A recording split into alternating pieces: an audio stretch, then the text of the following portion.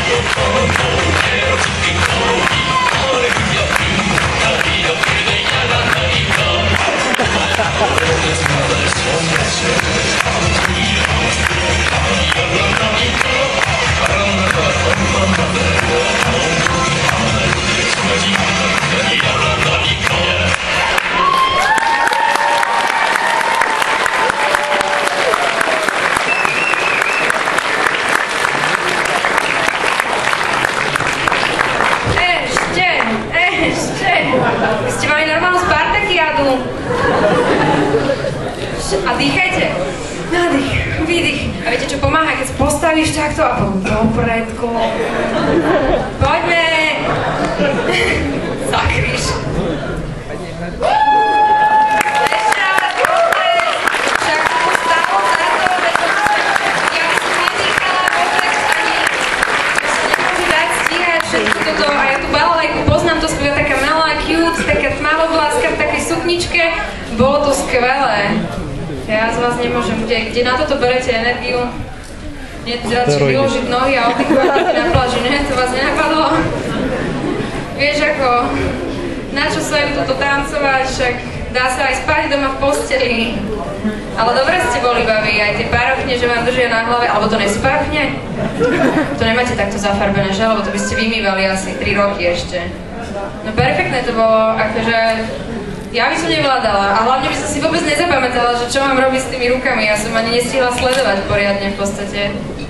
No, takže to boli Joru a Rosetta s číslom 5 s veľmi vyčerpávajúcim spartakoidným tancom, ktorý bol ale fakt, že pekný na pohľad.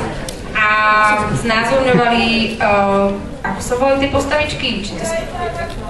Krajto a Garpo, dobre hovorím? Z Vocaloids. A však vy viete. Čo, ja to nemusím vedieť, nie? A možno si to pozriem. No, takže s číslom 5, Joru a Rosetta, ešte raz veľký potlesk, ďakujeme.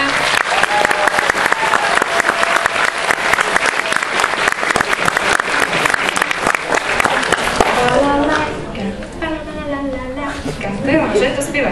No a teraz, to nevadí, to sa jasne.